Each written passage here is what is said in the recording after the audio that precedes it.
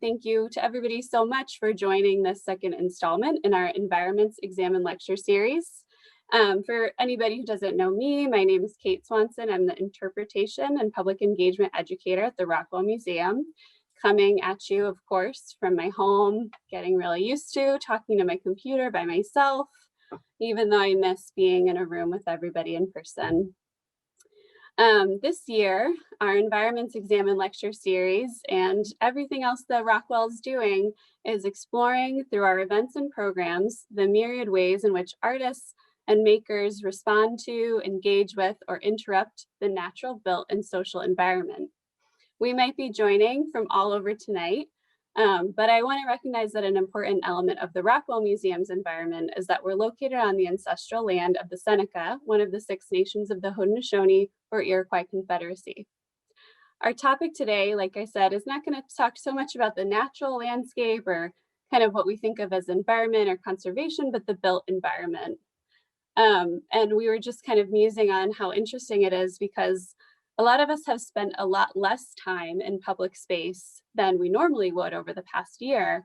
And so the effect of kind of the architecture and design on the human experience is something that maybe we haven't been subjected to the same amount as we have in the past. And that really makes this a perfect time to kind of pause and reconsider public space. And that's kind of what we're going to do today.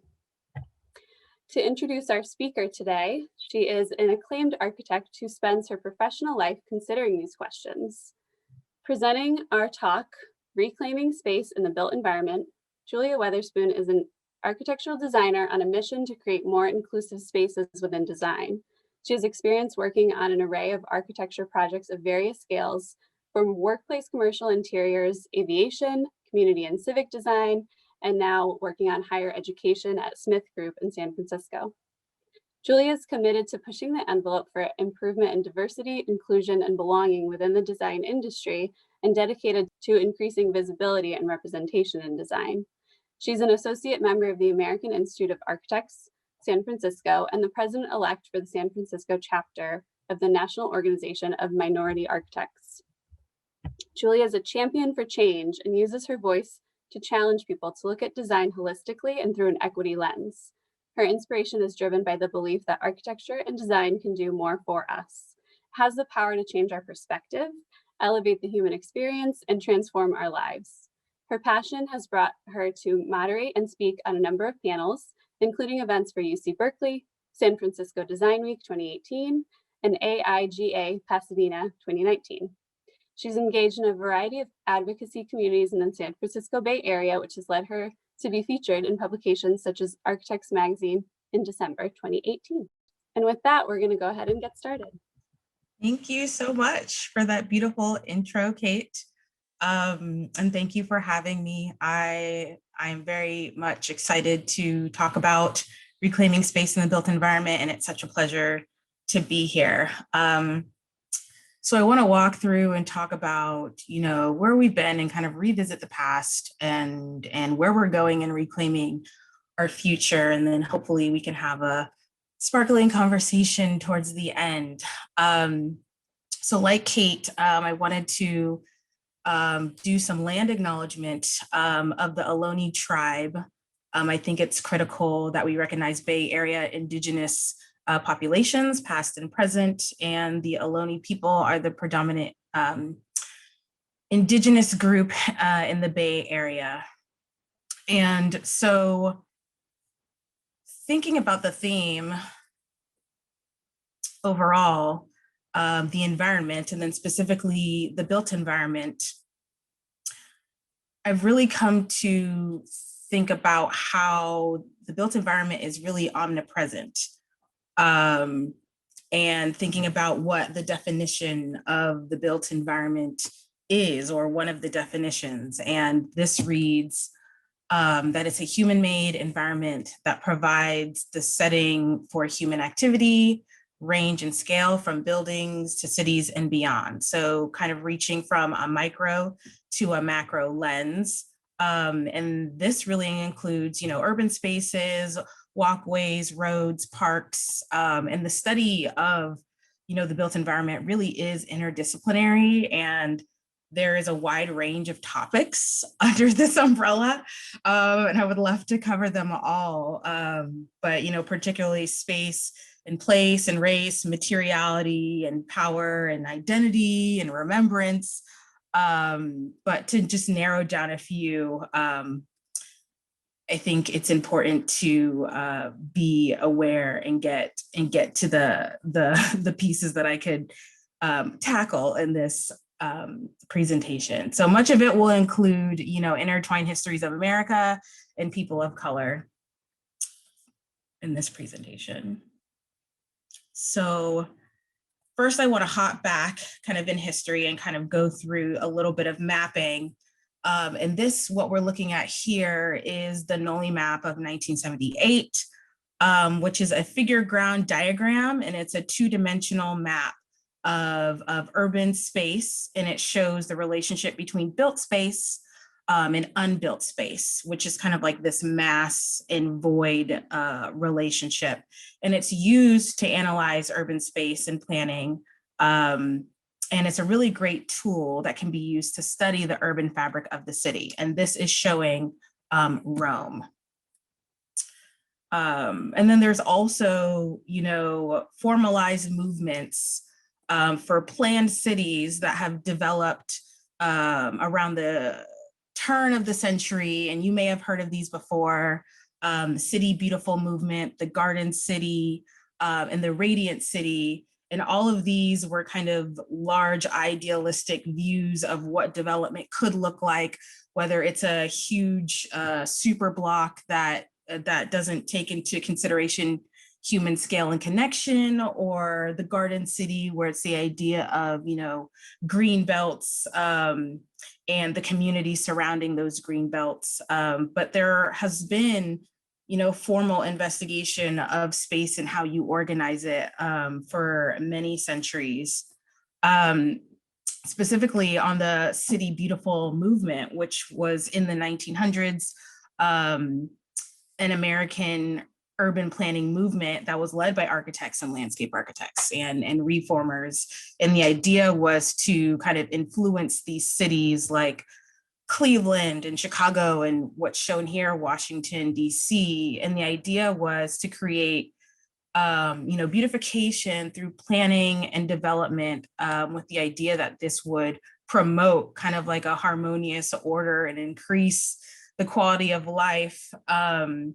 But a lot of the time, the movement was predominantly concerned with the aesthetics and not necessarily the depths of, what makes a city tick. So this is just a call back to the NOLI map in a more modified way. And so I want to move on to the 1930s. And this is a time where the country was recovering from the Great Depression, and the federal government wanted to encourage home ownership from people who were suffering from the waves of foreclosure. And so they established the Homeowners Loan Corporation, which wanted to refinance mortgages at risk of default. And as a part of this, they created city maps that identified neighborhoods which were good for investment and the ones that were bad for investment. And as you could tell, and I'm sure you guys are aware of redlining, this is a map of Oakland and the redlining of this area. And as you can see here, if you're looking, the impacted neighborhoods are the ones that are closest to the bay. The bay is on the left-hand side. Right here, we're looking at the city center where the two pieces of red meet. Here on the right-hand side is Deep East Oakland area, where we have our Fruitvale Station area, and then West Oakland on the right-hand side. So you're seeing a lot of red in those spaces that are predominantly inhabited by Black and Latinx communities. And you also see a little bit of green towards the top here. And those are the foothills of the East Bay. And there's particularly a city called Piedmont, which is landlocked within the boundaries of Oakland, and their wish was to be autonomous and not be a neighborhood of Oakland. So that 2 square mile space not sure if you can see my cursor near here. They were, awarded that and are a part of a more affluent demographic. So you can clearly see that there's a spatial divide and also duality in identity and space that we occupy, and that segregated space within the built environment.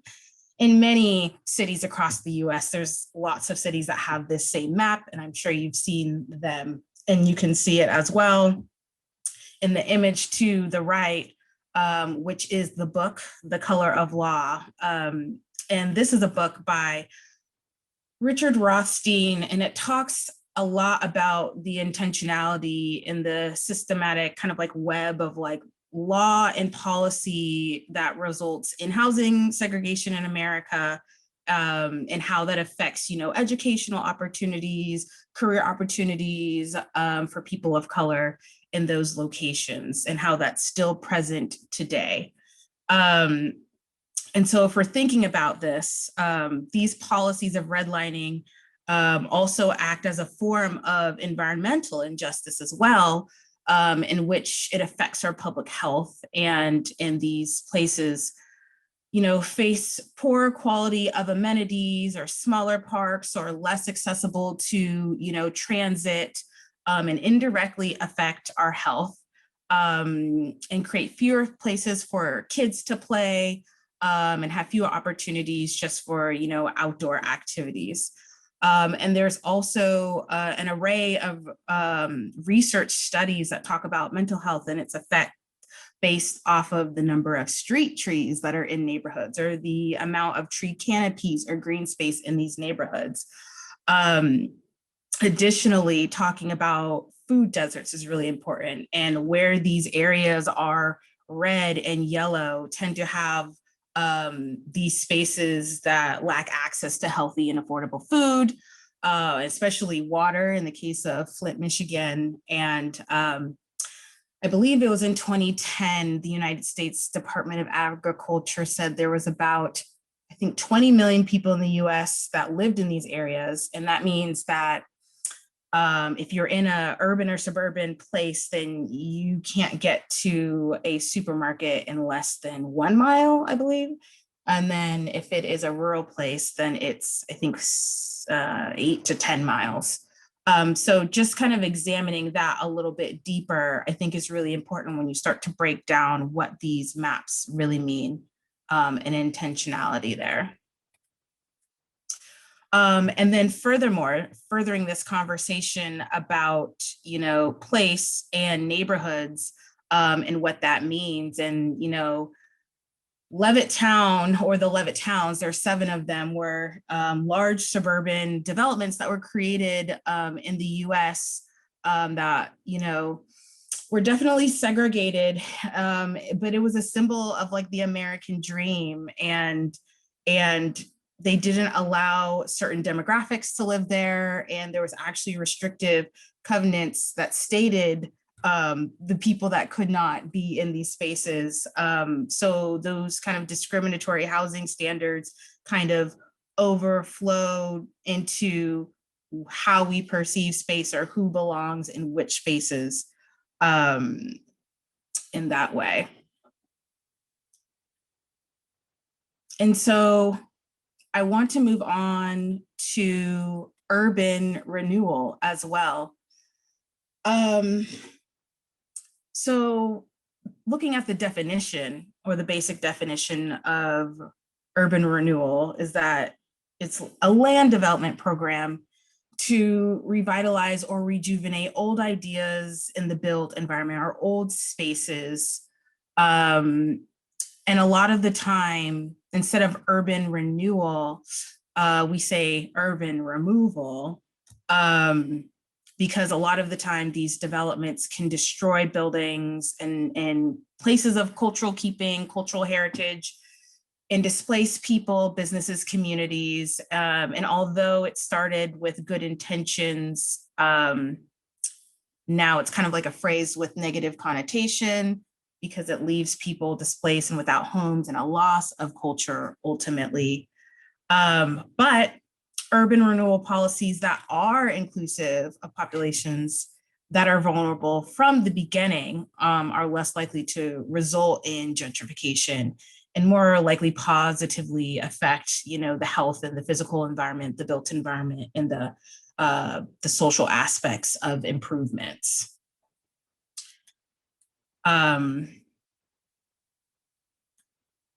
So within that, I wanted to talk about the city of Tucson, which I've spent a little bit of time in as an example of an urban renewal/removal project.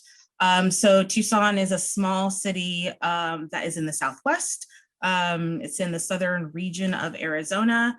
And quite a few years ago, almost a decade ago, there was a historic Barrio Viejo neighborhood that housed many Mexican Americans with Sonoran row houses and adobe homes with interior courtyards and beautiful spaces. But in the 1960s, they were called slums, and the city was pushing for this neighborhood to be demolished. And in 1961, in the urban renewal plan, they proposed to, demolish over 600 acres of area there below what is Congress Street. And then 5,000 people had to be relocated for new residential and commercial and civic improvements in the Tucson Civic Center, which is very much underutilized now. So I think it's an interesting, case study that I wanted to add in, which is not the typical larger city example, but then also all of those matter as well. And even thinking about, the Albino neighborhood in Portland, and thinking about how highway and space and urban infrastructure, divides a city and neighborhood as well. So all of those things are very much a factor. So this is just an image of what the Barrio Viejo looks like, and such beautiful colors and rich history and heritage. And the decision to kind of remove a lot of that history is still felt today, and very much irreplaceable. And so in thinking about, gentrification, urban renewal and urban removal and where we've been, and ideation about what a city could be, I thought it would be important to highlight, this movie, The Last Black Man in San Francisco, which really artfully tells a story of someone who lives in a historically Black neighborhood in San Francisco, the Fillmore district, and what that means when the ownership is passed to another person, and what the feeling of the city is, and how he's kind of grappling with identity in that sense. So I thought I would recommend this, and as a great example here. Great dialogue about belonging. And then the next thing here I wanted to talk about, which is slightly outside of, the core conversation today, is really about materiality as well, in terms of character and culture of place. I think we all know in urban areas, there's a lot of, skyscrapers and tall buildings, and the materiality and the science and the efficiencies that affect the way that we build. And we see a lot of, cylinders or vertical boxes and a lot of glazing. And I think that's an interesting, exploration of how infrastructure and the level of creativity and the level of homogeneity in spatial character really affects, the character of the place, even if it's for densification and better connectivity, transit-oriented development, or what have you. So just thinking about this idea of how that plays back into space, place, connectivity, and perhaps displacement, I think is very important.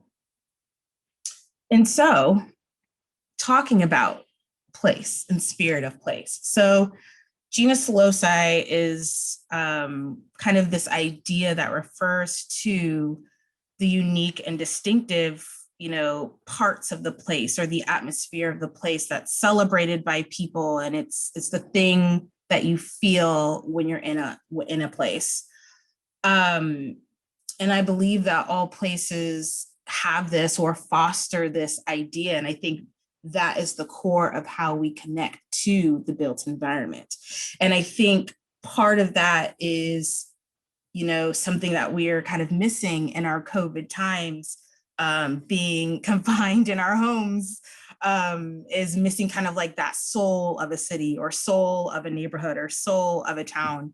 But it makes us think about, everyday urbanism as well. So everyday urbanism is kind of like this idea of an public character of space and multidimensional consideration of the value of public space based off of the everyday happenings that's going on. So it's almost like a complementary from, the physical formal form of physical space to actually the in-betweens and what, makes the city feel like it's living and vibrant, and kind of challenging the idea of how we use space in temporary short-lived activities. And this is also a book by the same name, and Margaret Crawford, John Chase, and John Kalinsky are the authors of this book, and they have a deeper dive into, places and what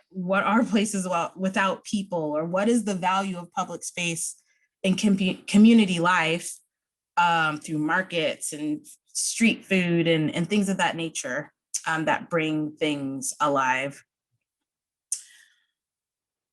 And then furthermore, talking about tactile urbanism is important as well, because this plays into this idea of the complementary, where we ourselves are kind of informing the space that we are using. So this is more of kind of temporary changes to the built environment, and usually in cities, and they're intended to improve kind of our local ecosystem or local neighborhoods and environments and cities and gathering spaces.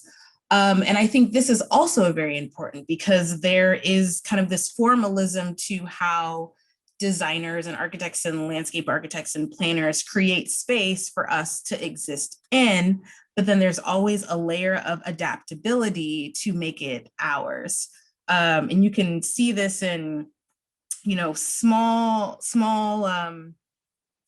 actions. Maybe you are at a park where they have, public seating, those public cafe chairs, or a lounge chair, and you just move it like ever so slightly. And doing that action is essentially making it yours. You're adjusting it for yourself, or you're providing additional programming and space that kind of delights your human experience. So I want to take a pause and do a quick poll with you all. So the question is, and it could be based off of what I just said, or your thoughts about urbanism. Does urbanism inform or affect the way that you view the built environment? And when we're thinking about like the culture of space or the spirit of space, we know that it's kind of like an emotional connection, and that when we say things like, oh, I love my city, or I love my hometown, or something of that nature, that there's a direct connection between us as a person and our personhood and the spaces and the place that we inhabit. So there is that level of connectivity that plays in between the micro spaces and the larger spaces as a whole, and also the autonomy that goes with it to be able to choose. Okay, so a lot of people said yes, it does affect the way that you view the built environment. And some of you said, I'm not sure, which is totally fine and 100% accurate of kind of our feelings, because a lot of the time, if we're not paying attention, the built environment is omnipresent, right? So maybe it takes an event or something to be lacking or missing or absent for you to kind of feel that type of thing. Okay, so then we want to move on to what is the texture of a place and really what makes the environment tick. And when we're thinking about how we inhabit space, it's really about, ownership or familiarity of the people there that create that texture. Um, and when we think about space, we want to feel invited, or we want to feel that familiarity, whether it's, parking in the same parking spot every time you go to the grocery store, or it's your grandmother sitting in the same chair, like in the living room. Like there are ways that we create ritual and pattern in our life that kind of shapes the way that we expect our environment around us to behave, especially in your daily routine, but then also in event space and transient space and public space. That feeling of ownership, or it belongs to me, or this is for me. And so I want to talk about inclusive space, which is, the meat of everything, and talk about the ways that we could be better at being inclusive in our environments, and thinking about who are we designing for. And that's our task as designers and thinkers and citizens, and think about, okay, what works? What doesn't work? Who is not being considered? Who is being left out intentionally or intentionally? Like, what are the ways that we can, infuse empathy and understanding into somebody else's situation that doesn't align with our identity? And those are the types of things that are questions for us in the built environment, within the formal spaces of physical space, but then also in those soft spaces of the physical space. And through that, creating something that is better for everyone, right? There are tons of invisible conditions and things that are not accommodating to all of us. And I like a quote, and I'm going to paraphrase it. It's, everyone is able-bodied only for a certain amount of time in life. And I'm butchering that, but there's always going to be a time in terms of age and growth, from when you are born to when you are an elder and eventually pass away, where there are differing needs. And you probably know this from being with your family as well. And how are those spaces, the question is, how are those spaces really addressing and being responsive to the needs, and not just focusing on the critical mass, but then also the people at the margins? And then how does everyone experience space? I think we tend to think of ourselves, and I think humans are naturally, self-centered, not in a negative way, but thinking about how we probably assume that others experience space the same way that we do, which is not exactly true. And understanding that and being okay with it in those environments is key to space inclusivity. So when we're talking about who belongs, especially in public space, yes, public space is democratic space, but then there are also sometimes cues that are telling you who's allowed to be in space or who's not allowed to be in this space. Or maybe there's cues for surveillance or safety, or maybe someone doesn't feel safe in a space, or maybe it doesn't actually feel accessible. So an example would be, lots of cameras around in physical space. It could be those, skateboard stops to stop the skateboarders from doing their tricks on the seat walls. Or it could be, those inhumane spikes that are to stop, our houseless friends from sleeping in a particular place. So those are, measures of defensive types of architecture that tells us who really belongs in kind of this subliminal way that we want to be able to examine and make sure that we could, find alternate solutions or just, better ideas of how we can accommodate the root causes of these things. Who designs our stuff? And I think we know this answer. So obviously, architects, landscape architects, city planners, design all of our spaces. Everything that is designed, even if it's not beautiful, is designed by someone. And that brings us to our next poll. So this poll says, do you know an architect, a landscape architect, or urban planner? And the reason why I'm asking this question is because architecture, and I mostly speak through the lens of architecture, sometimes landscape architecture, but I mostly speak through the experience, the Black experience and architecture. So you'll see coming up me speaking specifically to some different, numbers and statistics, but architecture as a whole, landscape architecture and urban planning is a pretty kind of invisible field.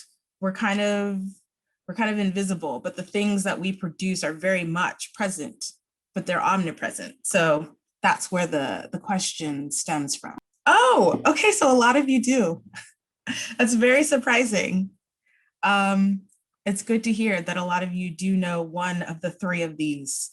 Let's see, and a couple of you said no. And that is pretty, on par. It's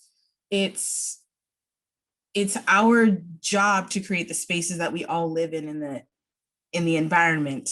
But it's not necessarily something that people truly understand in terms of what we do and the efforts it takes. I'm sure you guys understand when a building's going up, it goes up in like 3 years if it's a really large one. But in those cases, there's lots of, meetings and conversations and things to create this built environment that we very much love.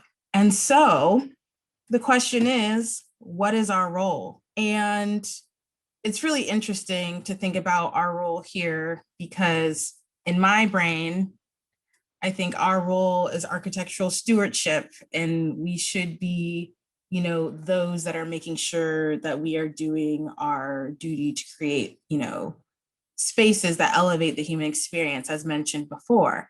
However, architecture, landscape architecture, planning, as we talked about earlier, traditionally has been more of a design or service to affluent communities or people that have, the assets to create something in the physical space.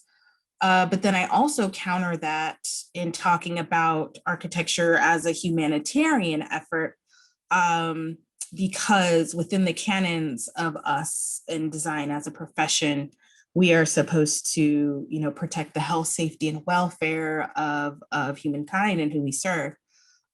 So those are my thoughts on what our role is and collectively what we can do for the environment. And more so is a callback to Whitney M. Young Jr., who was the executive director of the National Urban League back in 1968. He attended the AIA National Convention, which is American Institute of Architects, and he really questioned how we are addressing inclusivity and diversity within the profession. And he has this famous quote that says, we're going to have to be as committed to doing the right thing and inclusiveness as we have in the past to exclusiveness, which I've touched on a little bit earlier. And ringing through kind of that message and the representation of minority architects and people of color being able to have a voice and sit at the table and create spaces for people that look like us is very much an initiative that I think is extremely important, but then also radiates through many organizations locally and nationally today. And so I kind of wanted to do a run through of the numbers roughly of architects. And like I said, I mean, I have general knowledge of landscape and urban planning, and that's probably like the corners of my knowledge, but just speaking off the top of my head, I've said these numbers a lot of times.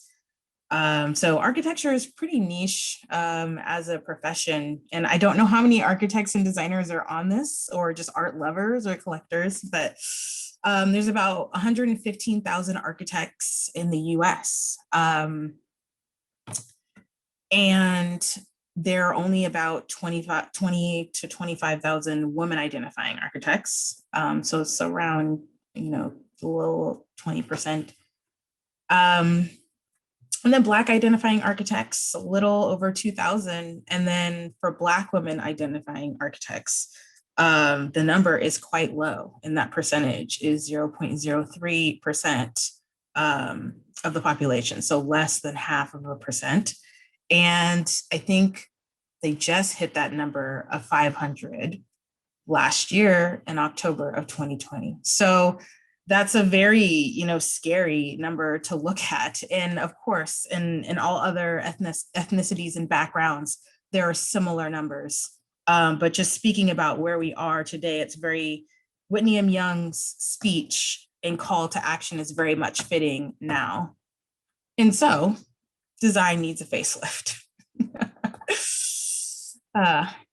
And also, this is, the mission of NOMA National, and then also the San Francisco chapter of NOMA, where we really advocate for architects and interior designers, urban planners, landscape architects, advocates, activists, to really implement the mission for design to empower and educate and foster community growth in underserved communities, and really be stewards of equitable practice, and break down those barriers and meet people where they are. And this image is just a quick flash of the first virtual conference that we held this past October as well, that had a deeper dive into, cultural keeping, housing, belonging, professional practice, and design overall. I want to talk about the reclaiming of space, and talking about how we need to be in dialogue with culture, place, and space, all at the same time, these considerations that are fluid and integral into the way that we design space, the way that you experience the space, and make sure that intentions really telegraph across those lines to feel intentionality. And then also allow room for that tactile urbanism or the everyday urbanism or the in-betweens that also make the city tick. So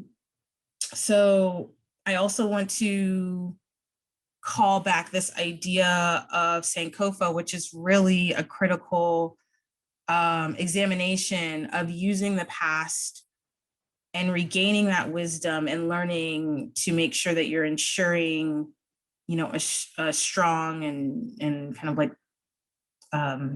well-intended outcome in future that responds to the lessons learned and the wisdom of the past. So I wanted to highlight a couple of projects that are very demonstrative of reclaiming space, whether it's formal or informal, whether it's entrepreneurial or organizational. And then we can chat a little bit.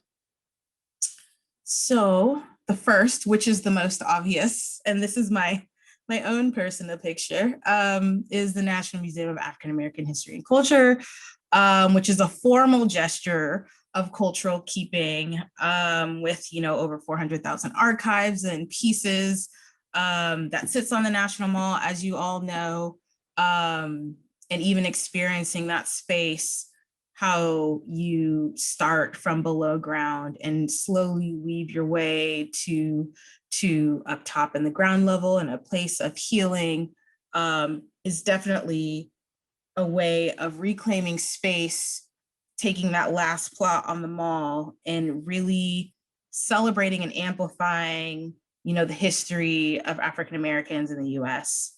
So if you guys don't know, check that out. I'm sure you do.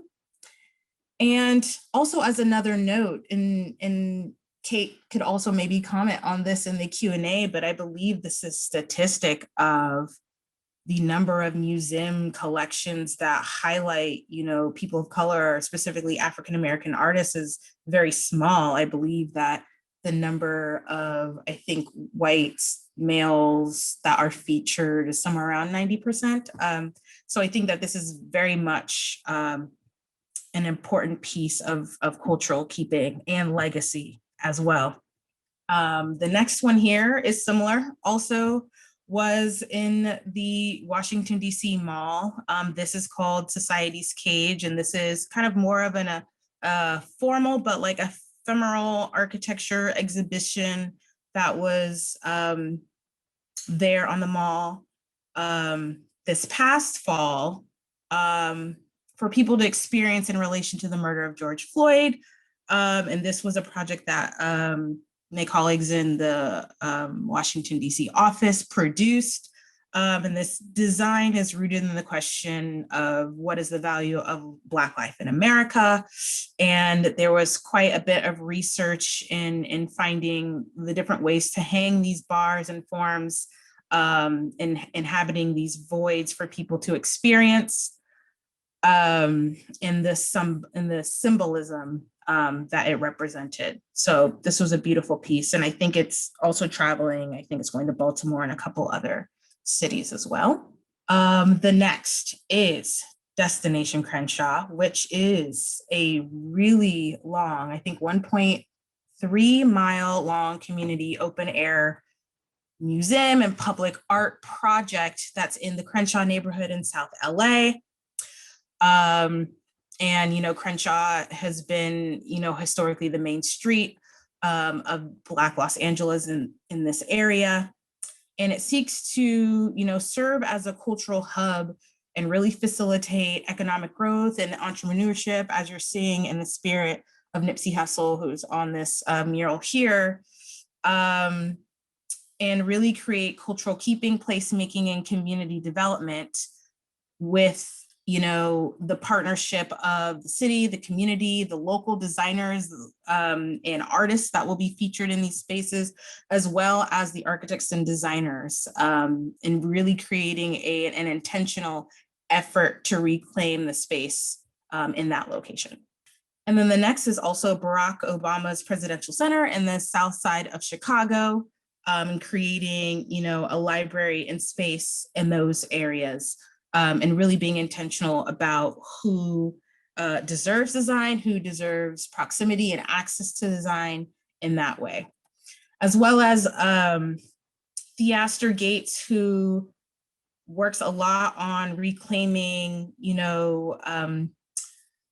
homes or buildings that are not being used, or repurposing these in the South Side of Chicago for fellowships and collaboration and programming, and is very much influential in revitalizing the South Side of Chicago. I think his organization, Rebuild Foundation, is a platform that works on cultural development, and making sure to collaborate and extend that kind of social engagement, in developing, entrepreneurial arts and cultural initiatives, specifically for the community.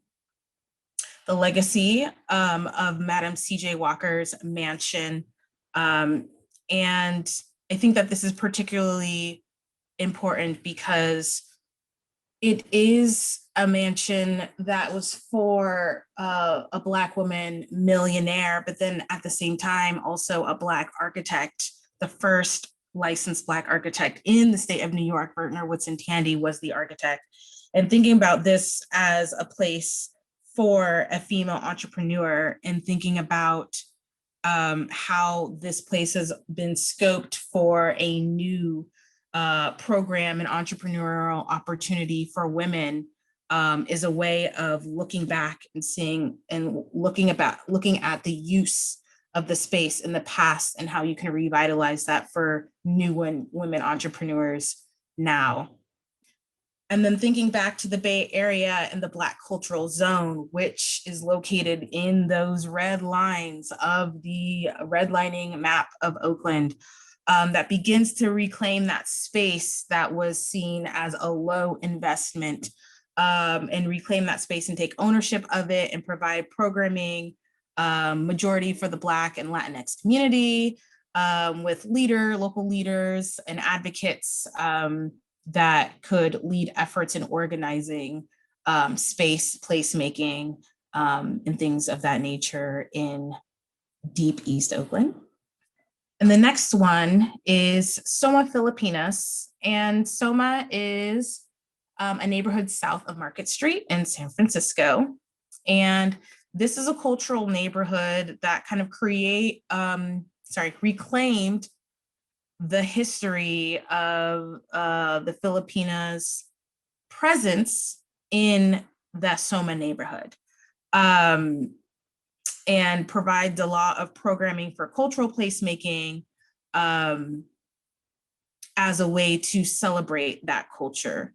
San Francisco's development or redevelopment, urban renewal, of that area was to build the Yerba Buena Center in that area. So kind of reclaiming that and creating programming and resources for the people in that area to attract businesses and workshops and Skillshare for that area is something that they are doing a really great job on. And this is the area here, Market Street, Soma is in this area, and they're doing programming here all around. The next is Counterpulse, and Counterpulse is an initiative and a performing arts organization that really redefines representation and ownership of creative space, and supports underrepresented artists. And Counterpulse is in the Tenderloin neighborhood of San Francisco, and it celebrates, diversity of race and cultural heritage and gender identity specifically, and orientation, and in that way becomes this welcoming beacon in the Tenderloin through, dance and performance and space, that is very much notable in the culture of place. And then the last one I'll share with you is La Cocina. So La Cocina is a nonprofit, and they're working to solve the issues of equity in business. So the mission for them is to kind of cultivate food entrepreneurs through kind of a formalized process and grow their business. So right now they are facilitating renovations for a food market in an old post office that is downtown in San Francisco. So this is working with other design teams and architects to create a food hall place for people, food, and entrepreneurship that supports equity, female entrepreneurship, and cultural diversity. And so coming back to this idea of the built environment, I think it's important to reconsider, how we manifest, the spaces that we want for the future, and how do we reclaim those spaces, and this idea of looking at the past to inform the future, to creating more equitable communities and processes in physical space, through neighborhoods, cities, communities, and the built environment as a whole. We have the ability to do this ourselves, all collectively. And I mean, the thought here is that the built environment, although my first definition was of physical space, infrastructure, and buildings, we've now explored the way that built environment is not only that. It's the space that we kind of collectively inhabit with our human experience, and how that telegraphs from the past and the present and the future. And so that is the end of my talk. Hopefully that probed a lot of questions or a lot of thoughts or a lot of challenges. But thank you all for listening. Thank you so much. We had some chat activity for you. Probably won't even look at that while you're doing it, but lots of support and just people feeling your message. And I'm sure everybody who's attending can see why it was important to me that we have this lecture and specifically have you talk about it, because as an overview for this huge topic, you really broke it down for us in a few different ways, and we appreciate that. And I did, yes, absolutely. I can share those statistics regarding museum collections, just something that you and I had talked a little bit about when we first talked. There was a massive survey that came out just in the past few years, less than 5 years. And the numbers are that museum collections are 85% white and 87% male. So in addition to that, museums are places where, like you had mentioned, there is a lot of that visible surveillance. So the combination of those two things makes it really obvious who's kind of invited and who's not invited. And as hard as we're working to change those things in museums, we are not there yet. So I'm glad you brought that up. The one thing that I just love about this talk is that taking it back to the beginning, kind of the early stages of building that American dream, we can see that a lot of these things are the way that we've all kind of grown up thinking that these are just the way that things are, but it's not just the way they are, it's the way that they were designed. I remember in the book, The Color of Law, those words de facto and de jure over and over and over. So you think like, oh, this kind of just happened. It's de facto. Is it of us or is it of law or of right. intentional effort? Exactly. So once we kind of figure out that a lot of these things are de jure, then you can go back and kind of start to undo them. So great to kind of drive that home. I know some people might have to run since we're at an hour, but I have a couple of questions that we would love your input on. The first is, let's see, has the lens of humanitarian architecture always existed, or is that lens something that's just become necessary because of modernity? Right. Has it always existed? I think in some form it has, but whether it's visible or not is really the question. I think now there are quite a few more resources available for us to utilize to be able to advocate for this in a way that makes sense and is sustainable. And then also a group of advocates and activists that are intersectional in their own disciplines, to where you can come together in that way, create a lot of change collectively rather than in a silo. That's what I think. That makes a lot of sense. Let's see.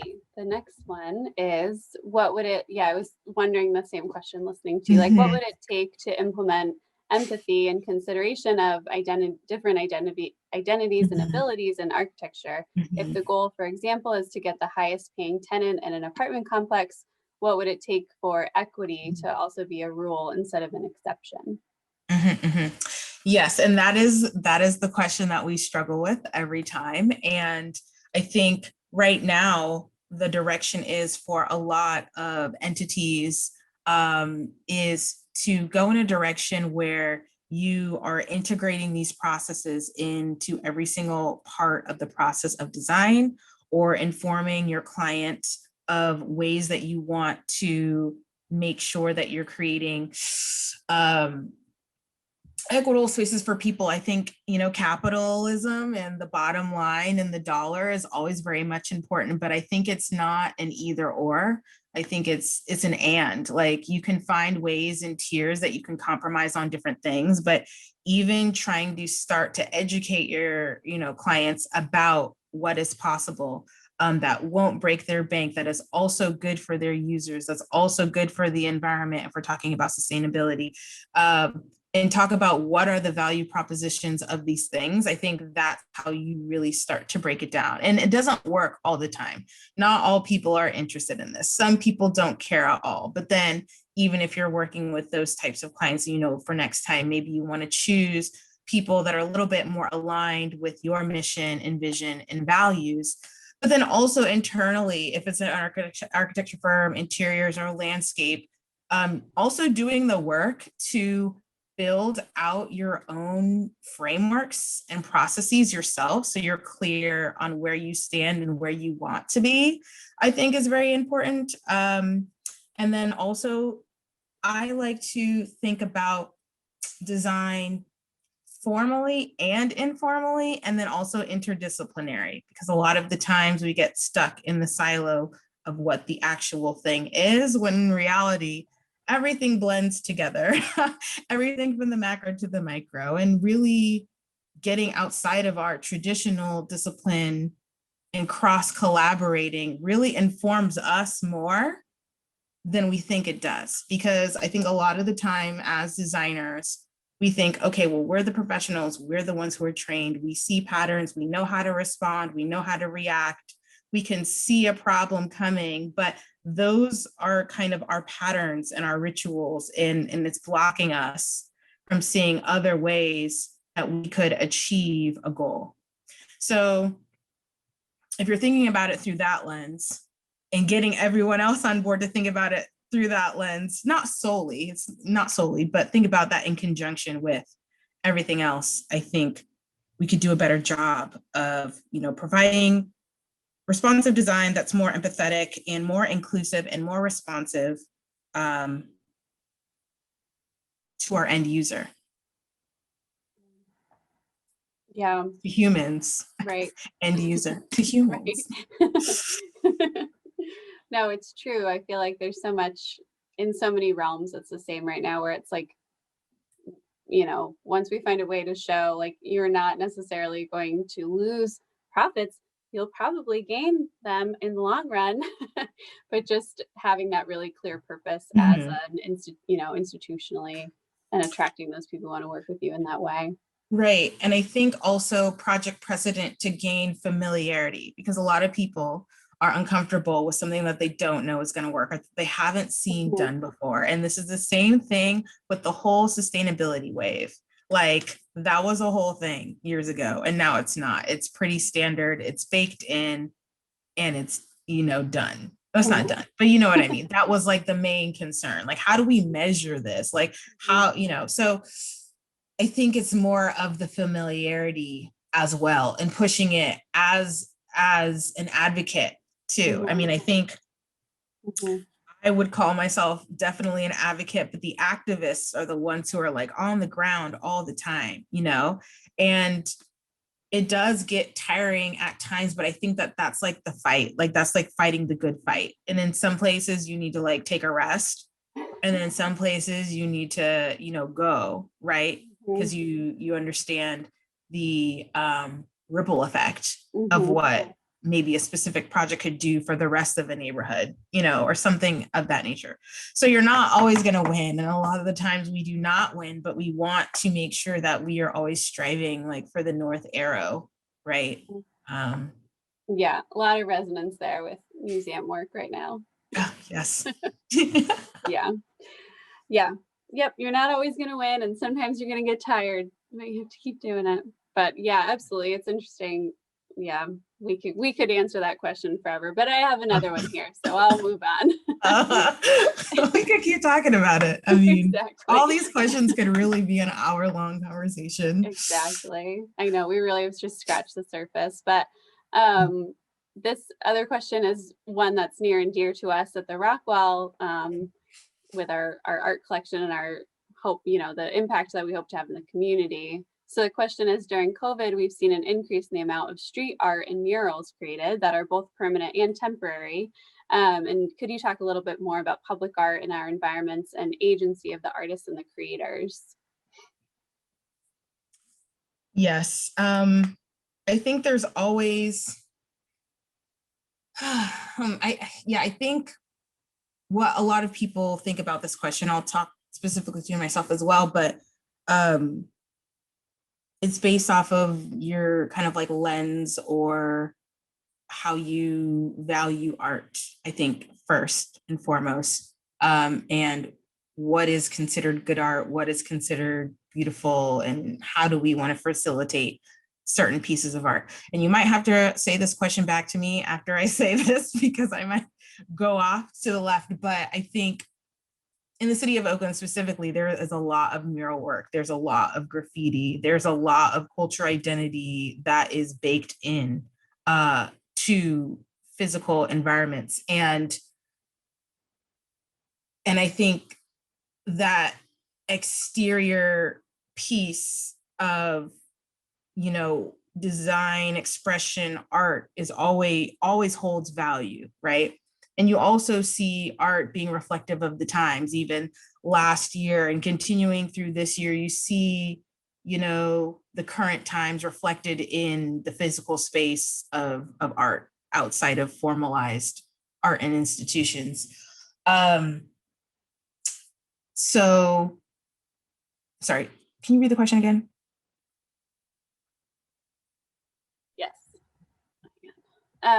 So we've seen an increase in the amount of street art and murals. Talk more about public art in our environments and the agency of those artists and creators. Yeah, so I think art is kind of essential to, I don't want to say like in this philosophical, like the harmony of space, but if you're thinking about art in privatized space, that's not readily available for people to consume, you know? And if there were ways, and maybe through the pandemic and COVID, ways that it could be accessible in that way, it could benefit, you know, everyone. But like I said, the value that is placed on like the commissioned work that's in one project or another, I think deserves, you know, examination of like, what is the value scale? Because a lot of projects do have public art budgets and a lot of them do not, and they should.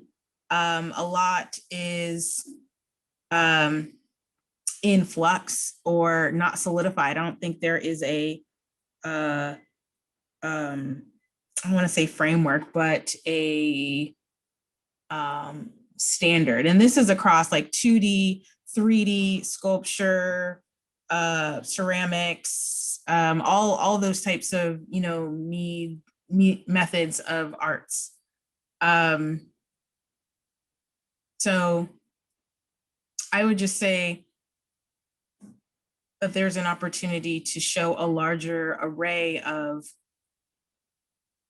artists without judgment of value. And that might be a lofty answer, but I can also come back to it. Yeah, there's for anyone who's interested in that too. I'm interested.